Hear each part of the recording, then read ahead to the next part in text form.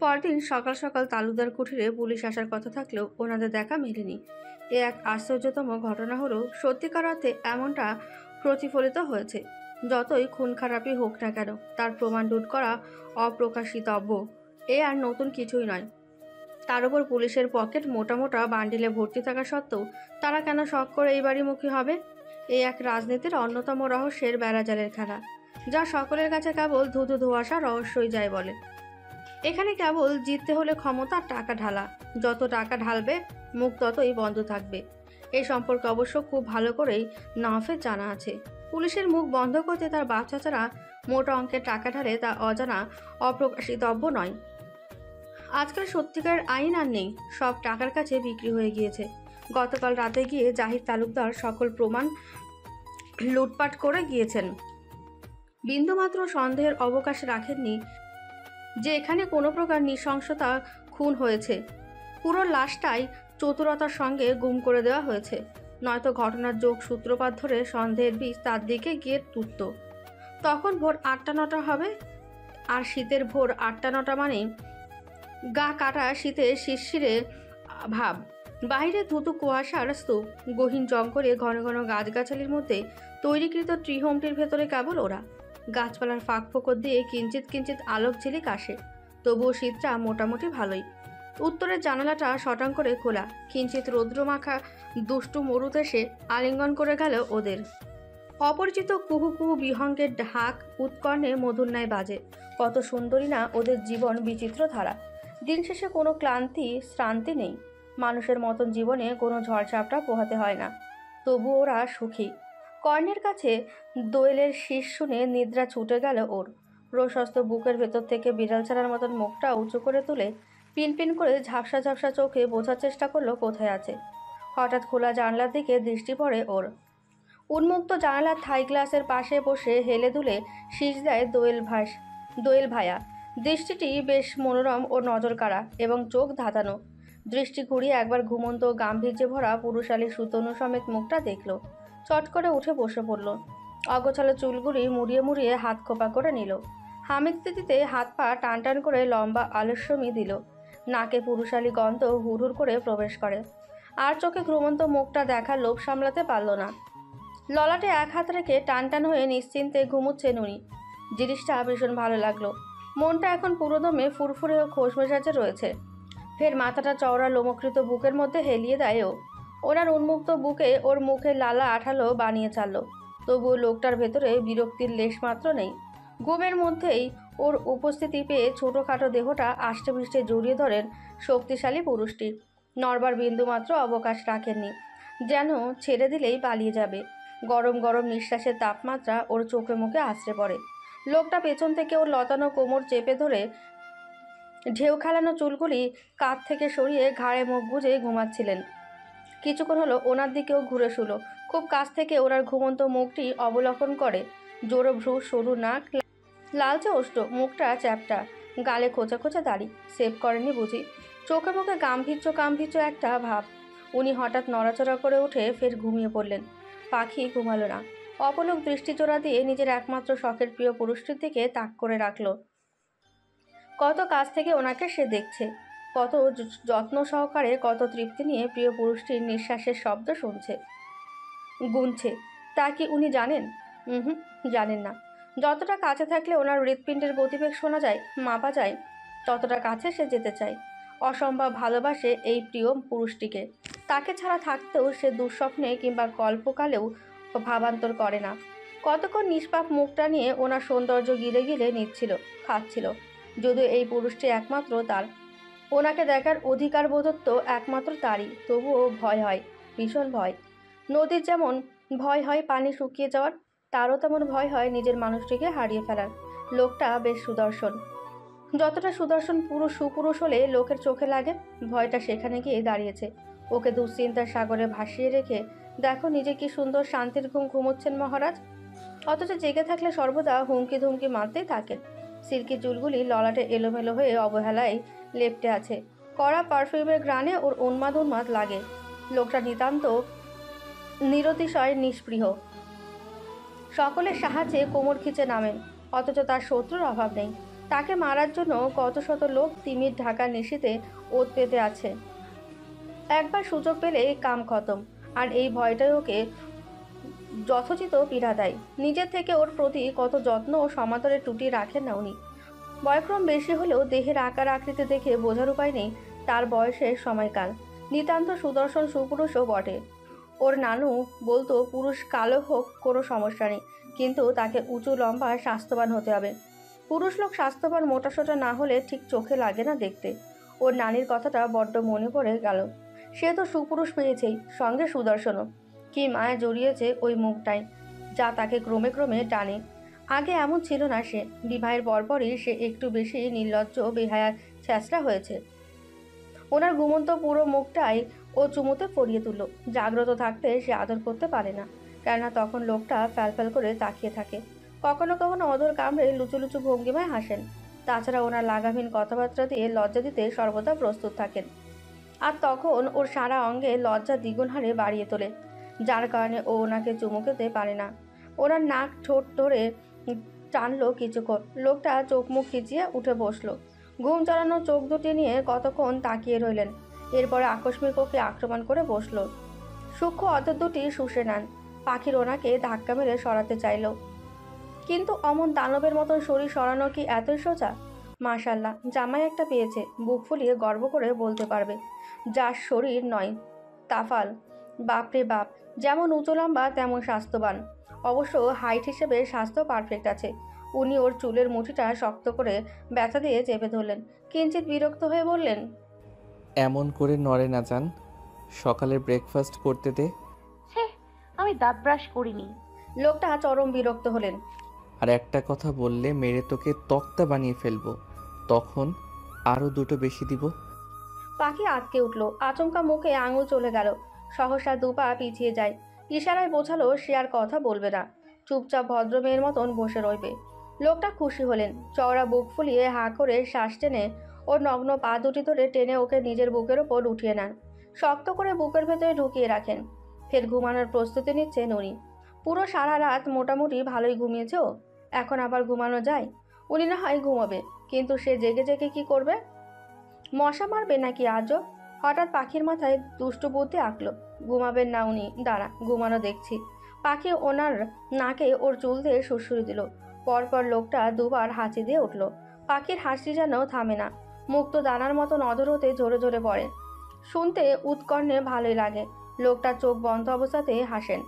দৃষ্টি চোখাল উন্মুক্ত করে ফোলা ফোলা গালে আলতো কামড় বসান। এরপরে ফের চোখ দুটি বন্ধ করার আগেই কঠিন হুঁশিয়ারি দিয়ে বলিলেন, আর বিরক্ত করে না যান, আমি বিরক্ত করলে তোকে সকাল সকাল স্নান করিয়ে ছাড়বো। পাখির গাল দুটি তীব্র উষ্ণতায় রক্তিম হয়ে এলো। ওনার হাতের আঙুল ধরে টানলো। উনি চট করে উঠে বসেন। তৎক্ষণাৎ পাখি ওনার বুকের ওপর থেকে গড়িয়ে চিত হয়ে খাটের ওপর শুয়ে পড়ে গেল। হ্যাবলার মতন কিছুক্ষণ ওনার দিকে ফ্যালফ্যাল করে চেয়েছিল। উনি শিকারি বাজের মতন তন্মধ্যে আক্রমণ করে বসলেন। ওর হাত দুটি বিছানার সঙ্গে চেপে ধরেন। গ্রীবাদেশে ছোটোখাটো কামড় বসিয়ে শুধান, বলেছিলাম বিরক্ত না করতে, শুনলি না তো? এখন আমি বিরক্ত করব প্রচুর প্রচুর। আর কোথাও কোথাও করব, জানিস তো সুইটার? এখন এই বেখেয়ালি বেপরোয়া উন্মাদকে পারলে আটকে দেখা। পাখি অনুরোধ করলো, হাত জোর করে বলল, প্লিজ আর করব না। বেপরোয়া বাউন্ডলে লোকটা শুনলে তো। পাখি বাধা দেয়। প্রশস্ত বুক ধাক্কিয়ে নিজের ওপর থেকে ফেলে দিতে চাইল, কিন্তু বরাবরের মতন সে ব্যর্থ। ওনার শক্তির সঙ্গে পারল না। লোকটার শক্তির কাছে সে বরাবর ইঁদুর। অতবার লোকটা জিতে গেল। ওর ওপর স্বামিত্বের অধিকার বোধ দেখিয়ে ছাড়ল। পাখি ওনার বক্ষে নিজের দাঁত বসিয়ে দিল। অসভ্য বেপরোয়া লোক, কোন নিয়ম কারণ, কোনো নিয়ম কারণ মানে না। লোকটা গতিপন্থীর মধ্যে একগাল হাসেন। সুইটহার্ট, বলেছিলাম বিরক্ত করে না, কিন্তু আপনি মানেননি। যাই হোক, সকাল সকাল আপনি হলে আর কিচ্ছু লাগে না। চোখ টিপলেন উনি। শ্রান্তিময় দেহটা নিয়ে ওর পাশে শুয়ে পড়েন। বুকের ভেতরে ওর মাথাটা গোজা। অনেক গল্প করে দুজনে মিলে। কিছুক্ষণ পর টেবিল হাতিয়ে সিকান্দার মির্জাকে কল লাগান উনি। সিকান্দার মির্জা রিসিভ করতেই উনি সালাম ঠুকলেন। আসসালামু আলাইকুম নানাজান, কেমন আছেন? আলহামদুলিল্লাহ, ভালো আছি। তা আবার কোন উদ্দেশ্য নিয়ে ফোন করেছো? কারণ ছাড়া তো তোমার দেখা পাওয়া তো অবস্থা চাঁদ হয়ে দাঁড়িয়েছে। এটা কিন্তু একেবারে ভুল বললেন। গতকাল আপনার বাড়ি গিয়ে চক্কর মেরে আসলাম, আপনার দেখা পেলাম না। তবে আপনার সুন্দরী গিন্নি ছাড়ল না, তার হাতের আদা চা খাইয়ে তারপরেই ছাড়ল। সিকান্দার মির্জা হো হো করে একগাল হাসলেন। মুখ থেকে পানের চিপটি ফেলে ফের বলেন, তা এই ব্যাপার, গিন্নি তো আমায় বললো না কিচ্ছু। কাহিনী কি হ্যাঁ? নিজের সুন্দর মুখখানা দিয়ে আমার বউটারেও ভুলিয়ে টুলিয়ে পটিয়ে ফেলেছো দেখছি। সেরকম কাহিনী হলে আগে ভাগেই ভাগো ভাই। একজন দিয়েছি, বাকি একজনকে দিতে পারতাম না। নাফ অধৈর্য হেসে ফেল। হাসতে হাসতে খাটের সঙ্গে হেলিয়ে বসলো। মুখে রসিকতা টেনে পুনরায় বলেন, মিয়া, যেই জিনিস দিছেন ওইটার নেশাই তো ফুরাবার নয়, প্রতিনিয়ত নেশা ধরিয়ে দেয়। আর একটা দিয়া কি করব? না বাপু, আমার একজন হলেই চলবে, আর দরকার নেই। এখন মেইন কথায় আসি। বউ লাগবে 7 দিনের জন্য, লম্বা হানিমুন ট্যুরে যাব, শাশুড়ি মাকে রাজি করার। বাকিটা আমি বুঝে নিব। ভালো একটা সুযোগ আছে, আগামীকাল ভোরের দিকে রওনা হতে পারো। আমি ঢাকা যাব, ছোট ছেলের বউটা ঢাকা বেড়াতে গিয়েছে, তাকে আনতে যেতে বলেছে। পাখির আম্মার সঙ্গে আমি কথা বলে নিব। ঠিক আছে, বউ কিন্তু আজ সারাদিন আমার কাছে থাকবে। ম্যানেজ করা বাকিটা আপনি বুঝে নেবেন। দাদু ভাই, একটা কথা শোনো। হুম, বলেন। দেখো, তোমার কষ্ট আমি বুঝতে পারছি। এই বয়সটা আমিও একটা সময় পার করে আসছি। এখন তোমাদের শরীরের রক্ত অতি গরম, রোজ বউ চাই। তাছাড়া বউ ছাড়া রাতে শান্তির ঘুম ঘুমানো যায় না। তাই বলছি, জলদি নাতিকে ঘরে তোলার ব্যবস্থা করো। মুরব্বী লোক, রোজ রোজ মিছা কথা বলা কোয়া যায় না। সৃষ্টিকর্তার লালত লাগবো। বুঝেছি, পরীক্ষাটা শেষ হতে দেন, বেশি দিন বাকি নেই। পরীক্ষা এসব জানাজানি হলে পরীক্ষার উপর প্রভাব ফেলবে। যা ভালো বুঝো। রাখছি। আচ্ছা। পাখি কাপড় টেনে টুনে ঠিকঠাক করে উঠে বসলো। আচ্ছা, গতকাল রাতে আমি আপনার সঙ্গে ছিলাম, কিন্তু আম্মা আমার খোঁজ নিল না কেন? কারণ আপনার আম্মা জানতো আপনি নিখিল ভাইদের বাড়িতে আছেন। নিখিলকে ফোন করে আমি আগেই বলেছিলাম, আর নিখিল বাকিটা সামলে নিয়েছে। নওয়াব ভাই, আমরা একদিন ধরা খাবো নির্ঘাত। আমরা কি চুরি চট্টামি করছি যে ধরা খেলে জাত যাবে? শোন, তুই হলি নওয়াব তালুকদারের বউ, এত ভীতু হলে চলে? সাহসী হতে হবে, বুকে ভয় রাখা যাবে না, বুঝেছিস? বুঝেছি, তবু আমার ভীষণ ভয় করে নওয়াব ভাই। ধুর বোকা, ভয় কিসের? আমি আছি তো। পরবর্তীতে ভুলে যাবেন না তো? আমায় সর্বদা মনে রাখবেন তো? আমার হাত চিরকাল শক্ত করে ধরে রাখবেন তো? ছেড়ে দেবেন না তো কখনো? কতক্ষণ শীতল দৃষ্টিজোড়া ফেলে ওর অস্থির অস্থির মুখটা দেখে নিলেন উনি। ফোঁস করে দীর্ঘশ্বাস ফেললেন। আফসোস, তুই এখন আমায় চিনতে পারিস নি রে পাখি। যেখানে হৃদয়ের কুটিরে সযত্নে তুলে রেখেছি তোকে, সেখানে ভুলার প্রশ্নই আসে না। পাখি ওনার বুকে কতক্ষণ থম মেরে বসে রইল, এলোমেলো দৃষ্টিজোড়া জলে নেভে। আজ সারাদিনই আছিস আমার কাছে, এখন ছাড়, রান্না বসাতে হবে। আজ আমি রান্না করব। পারবি না, হাত পুড়িয়ে বসে থাকবি। আমি কি ছোট? শরীরের দিক দিয়ে বড় হলে হবে কি, স্বভাবের দিক দিয়ে এখনো ছোট আছিস। লোকে এখনো জানে না তোকে বিয়ে করছি, জানলে নির্ঘাত বাল্যবিবাহের অভিযোগে জেলে ভরতো। কথাটা বলে লোকটা হো হো করে হেসে ফেলল। পাখি উঠে বসলো। লম্বা শাওয়ার নিয়ে চা নাস্তা খেয়ে রান্নাঘরে গিয়ে দেখলো কি রান্না করা যায়। অনেকক্ষণ যাবৎ ভাবলো অল্প সময়ের ভেতরে চিকেন বিরিয়ানি রান্না করা যায়। ও কোমরে ওড়না গুজে রান্না করতে বসে গেল। কিছুক্ষণ পর লোকটা এলো, পেছন থেকে ওর কোমরে হাত রেখে চেপে ধরে বলল, কি রান্না করছিস সুইটার? চিকেন বিরিয়ানি। একা পারবি তো? কেন, আপনি কোথাও বের হবেন? একটু ক্লাবে যাব, বেশি না, 1 ঘন্টার পর আবার ফিরে আসবো। ঠিক আছে, যান। পাখি যত্ন সহকারে রান্নার পর্ব চুকালো। রান্না করতে করতে দুপুর হয়ে এলো। ভাবলো নামাজ সেরে ফেলা যাক। নামাজ পড়ে সালাম ফিরাতে গিয়ে দেখে লোকটা ওর পার্শ্ববর্তী বসেই সালাত আদায় করছে। ও হতবাক, নির্লিপ্ত। নির্বিশেষে মিনিট 2 ওনার শুভ্র মুখটা দেখে নিল। কখন এলো উনি, কখন তাড়ালো টের পর্যন্ত পেল না। ওনার নামাজ শেষ হতেই ওর ললাটে চুমু খেলেন। হাতটা টেনে বুকের ভেতরে শক্ত করে জড়িয়ে ধরলেন। আমার মানসিক শান্তি। জিভে ওষ্ঠ চুবিয়ে ফের বলেন, হুজুররা বলেন বউকে বুকের ভিতর মিনিমাম 5 মিনিট শক্ত করে জড়িয়ে ধরে রাখলে যত প্রকার ডিপ্রেশন, দুশ্চিন্তা সব দূর হয়ে যায়। তার জলজান্ত প্রমাণ আমি নিজে। তুই শুধু আমার জীবনে নসরি পাগলি, সারাদিনের ক্লান্তি শেষে আস্ত একটা মানসিক সুখ। পাখি ওনার গাল টেনে ললাটে চুমু খেলো। আর আপনি আমার ভালো থাকার ঔষধ। উনি মুচকি হাসলেন। পাখি উঠে দাঁড়ালো, ওনাকেও হাত টেনে ওঠালো। হাত ধরে খাবার টেবিলে নিয়ে গিয়ে চেয়ার টেনে বসিয়ে দিল। নিজেই ওনার হাত ধুয়ে দিল। সামনের ঘরে গেল রমেশদের ডাকতে। গিয়ে দেখলো ওমা, এরা একটাও ঘরে নেই। পাখির চরণে ব্যস্ততা। ঝুনঝুন নুপুরের ছন্দের সঙ্গে দ্রুত ছুটে আসে। যতক্ষণ মেয়েটা ঘরে থাকে হাঁটে ঝুনঝুন করে নুপুরের তরঙ্গ বাজতে থাকে, যা ওনার নিকটে কতটা ভালো লাগে বোঝানো যাবে না। পুরো ঘর তখন পরিপূর্ণ লাগে। ও না থাকলে আবার শূন্যতা পোহাতে হয়। এজন্যই বাজনাওয়ালা নুপুর কিনে দিয়েছে, যাতে ওনার সামনে দিয়ে মেয়েটা হাঁটবে আর সে মন প্রাণ ভরে নুপুরের ধ্বনি শুনবে, গুনবে। মুগ্ধ হয়ে তৃপ্তি নিয়ে ওর কোমর বাঁকিয়ে হাঁটা চলার ভঙ্গিমা দেখবে। পাখি চটপটে গলায় শুধালো, ওনারা সকালে কোথায় গিয়েছেন? ছুটি দিয়ে দিয়েছি। সে কি, কেন? বউ নিয়ে আমি সংসার পাচ্ছি, ওরা থেকে কি করবে? ওনাদের এক্ষুনি ফোন দিন, আমি সকালের জন্য বিরিয়ানি রান্না করেছি। উনি ফোন লাউড স্পিকারে রেখে ফোন করলেন। রমেশ কল ধরে সালাম দিল। আসসালামু আলাইকুম। জি ভাই বলেন। ট্রি হোমে চলে আয়, তোদের ভাবি তোদের জন্য বিরিয়ানি রান্না করছে, খেতে আয়। এ আবার কেমন কথা? ওদের জন্য একা রান্না করছি নাকি? আপনার জন্য করেছি। উনি মুখটা ভার করে রাখলেন। পাখি গাল টেনে দিল। প্লেটে বিরিয়ানি বেড়ে ওনার দিকে এগিয়ে দিল। নিন, খেয়ে বলুন কেমন হয়েছে, ফার্স্ট টাইম রেঁধেছি। খাইয়ে দে। ও খুব এক্সাইটেড। তড়িঘড়ি হাত ধুয়ে জলপাই আচার নিয়ে বিরিয়ানির প্লেটে এক চামচ উঠিয়ে নিয়ে ওনার মুখে তুলে দিল। চিবাতে গিয়ে বাজলো দুর্দশা। বিরিয়ানি খারাপ হয়নি, তবে অধিক ঝাল। এত ঝাল সে খেতে পারে না। শখের নাইটি এত কষ্ট করে রাঁধলো, না খেলে বিষয়টি মন্দ দেখায়। পাখি ইশারায় জিজ্ঞেস করলো, কেমন? উনি মুচকি এসে বলেন, অমায়িক মজা হয়েছে। পাখি খুশি হলো। পুরো অর্ধেক বিরিয়ানি ওনাকে খাইয়ে দিল। এর মধ্যে রমি, শাফিন, অয়ন এসে হাজির। তিনটেই মোটামুটি ঝাল খেতে পারে, ওদের অসুবিধা হয়নি। তবে নওয়াফের মনে হলো ওর গাল জিভ ঝালে জ্বলে যাচ্ছে। পাখি অর্ধেক বিরিয়ানি রেখে রুমে গিয়েছিল। বাকিটা এসে খাইয়ে দেবে বলে রেখেছিল। ও আসার আগে উনি বিরিয়ানি নিয়ে ডাস্টবিনে ফেলে দিলেন। বেচারি যখন খাবার টেবিলে আসলো দেখলো বিরিয়ানি নেই। চরম অবাক হলো।